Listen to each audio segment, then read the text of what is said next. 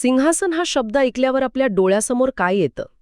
कदाचित सोनं आणि जवाहऱ्यांनी मडवलेली एक भव्य खुर्ची, ज्यावर एखादा राजा बसलाय, म्हणजे सामर्थ्य, अधिकार, शासन.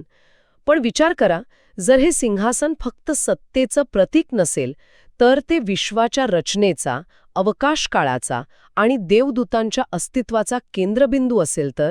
आणि आज आपण बरोबर याच संकल्पनेच्या खोलात जाणार आहोत. आपल्या आजच्या चर्चेचा जो आधार आहे तो देवाच्या सिंहासनावर केलेला एक सखोल अभ्यास आहे. हा अभ्यास बायबलमधल्या डॅनियल, यहेजकेल आणि प्रकटीकरण यांसारख्या ग्रंथांवर आधारित आहे. आणि हे स्रोत बरं का, देवाच्या सिंहासनाच्या कल्पनेला एका वस्तूच्या खूप पलीकडे घेऊन जातात. बरोबर. म्हणजे आज आपलं ध्येय हे आहे की या स्रोतांच्या मदतीने देवाच्या सिंहासनाचा खरा अर्थ काय आहे, त्याच्या आजूबाजूला असणारे ते रहस्यमयी स्वर्गीय जीव ते कोण आहेत, आणि या सगळ्याचा देवाच्या शासनाच्या स्वरूपाशी आणि अर्थातच येशू ख्रिस्ताच्या भूमिकेशी नेमका काय संबंध आहे हे समजून घेणं. चला तर मग सुरुवात करूया डॅनियलच्या पुस्तकातल्या एका विलक्षण दृष्टांताने. डॅनियल 7 मध्ये एका वयोवृद्ध व्यक्तीचं वर्णन आहे.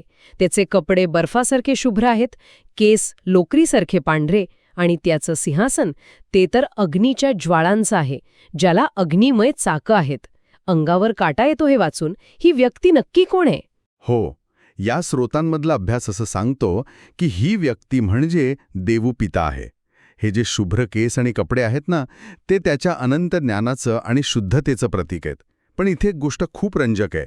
प्रकटीकरणाच्या पुस्तकात येशूचं वर्णनही मनुष्याच्या पुत्रासारखं करताना त्याच्या केसांचा रंग पांढरा असल्याचं म्हटलंय.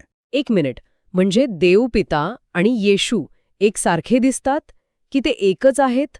इथे थोडा गोंधळ होतोय. नाही, हा खूप महत्वाचा मुद्दा आहे. ते एकसारखे दिसतात, पण ते एकच नाहीत. हे साम्य त्यांचं दैवी स्वरूप आणि स्वभाव एकच असल्याचं दर्शवतं.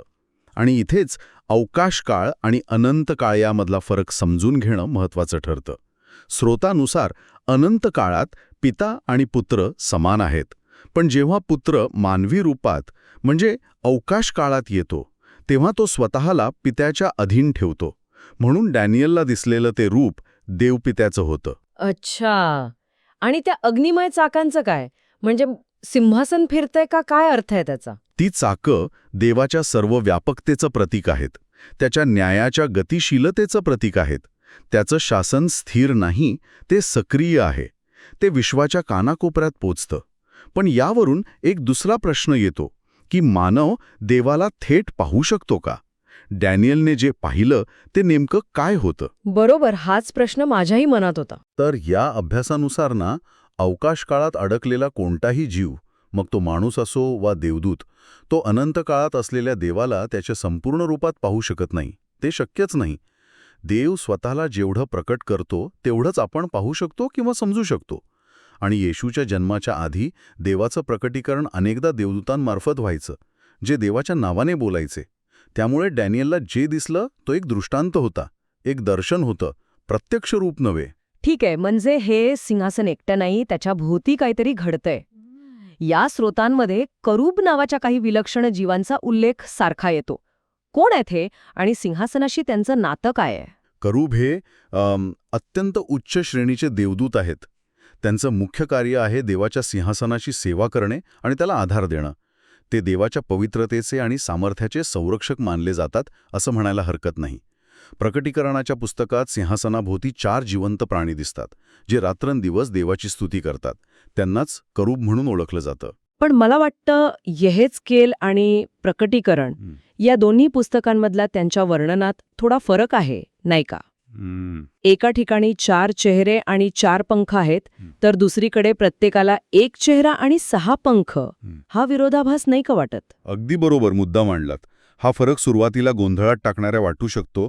यहेजकेलने प्रत्येक करूबाला सिंह, बैल, मनुष्य आणि गरुड असे 4 चेहरे आणि 4 पंख असलेले पाहिले. तर प्रकटीकरणात योहानाने 4 वेगवेगळे प्राणी बघितले, म्हणजे एक सिंहाचा चेहरा, एक बैलाचा, एक मनुष्याचा आणि एक गरुडाचा, आणि प्रत्येकाला 6 पंख. या फरकाची 2 संभाव्य कारणं दिली जातात.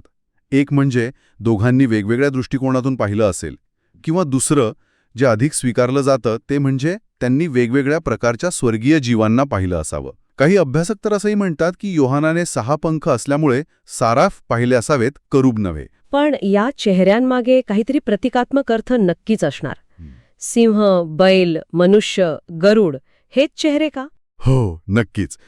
या प्रत्येक चेहऱ्याचा एक खोल अर्थ आहे.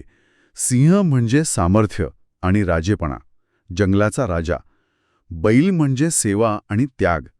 मनुष्य म्हणजे बुद्धी आणि भावना. आणि गरुड म्हणजे देवत्व, वेग आणि आकाशातील सार्वभौमत्व. हे चारही मिळून सृष्टीतील सर्वोत्तम गुणांचं प्रतिनिधित्व करतात. आणि ते सर्व देवाच्या सिंहासनासमोर नतमस्तक आहेत. आणि स्रोतांनुसार करूबाचा मुख्य चेहरा हा बैलाचा मानला जातो, जो सेवेचं महत्त्व दाखवतो. म्हणजे स्वर्गातले हे सगळं चित्र खूप भव्य आणि अमूर्त आहे. अग्निमय सिंहासन, पंख असलेली जीव, हे सगळं समजून घेणं थोडं कठीण वाटतंय. या स्रोतांमध्ये या स्वर्गीय वास्तवाला पृथ्वीवरचा एखाद्या ठोस गोष्टीशी जोडण्याचा प्रयत्न केलाय का, जेणेकरून लोकांना ते समजावं? हो, आणि मला वाटतं हा या अभ्यासाचा सगळ्यात आकर्षक भाग आहे. हे स्रोत स्वर्गीय सिंहासन आणि इस्रायल लोकांनी वाळवंटात उभारलेला पवित्र निवास मंडप यांच्यात एक थेट संबंध जोडतात. निवास मंडप म्हणजे बरं का फक्त एक तंबू नव्हता, तर ते संपूर्ण विश्वाचं, अवकाशकाळाचं एक छोटं प्रारूप किंवा एक नकाशा होता. 1 मिनिट, एक तंबू आणि पूर्ण विश्वाचा नकाशा, हे कसे शक्य आहे? याला असं समजूया, जसं एखाद्या मोठ्या इमारतीचा आर्किटेक्ट एक छोटे मॉडेल बनवतो ना, त्याप्रमाणेच निवास मंडप हे स्वर्गीय वास्तवाचं पृथ्वीवरील मॉडेल होतं. त्यातील प्रत्येक वस्तू एका मोठ्या वैश्विक सत्याचं प्रतीक होती. उदाहरणार्थ, निवास मंडपाच्या अंगणात शिरतात सगळ्यात आधी होमाची वेदी लागायची, जिथे पापांसाठी बळी द्यायचे. ही वेदी पाताळाचं किंवा न्यायाच्या अंतिम जागेचं प्रतीक होती. वेदी आणि पाताळ हा संबंध थोडा धक्कादायक आहे. यामागे काय तर्क आहे? तर्क आहे अग्नी आणि न्याय. वेदीवर अग्नीद्वारे बळी जाळले जायचे, जे पापाचं शुद्धीकरण किंवा पापाला मिळणारी शिक्षा दाखवायचे. हे त्या अंतिम न्यायाचं प्रतीक होतं, ज्याला अग्नीचं सरोवर म्हटलं आहे. त्याच्या पुढे होतं पितळेचं गंगाळ, जिथे याजक स्वतःला शुद्ध करायचे. हे गंगाळ स्वर्गातल्या काचेच्या समुद्राचं प्रतीक होतं, जे देवाच्या सिंहासनासमोर आहे. आणि मग मुख्य तंबू म्हणजे पवित्र स्थान, हे प्रत्यक्ष देवदूतांच्या स्वर्गाचं प्रतीक होतं. वा, म्हणजे एका याजकाचा निवासमंडपातला प्रवास हा एका अर्थाने पाताळातून, शुद्धीकरणातून पुढे स्वर्गात जाण्यासारखा होता. ही रचना तर खूपच विचारपूर्वक केलेली दिसते. मग या रचनेनुसार सैतानाचं स्थान कुठे आहे? अगदी बरोबर. या प्रारूपानुसार सैतान पाताळात, म्हणजेच या प्रतिकात्मक काचेच्या समुद्राखाली बंदिस्त आहे.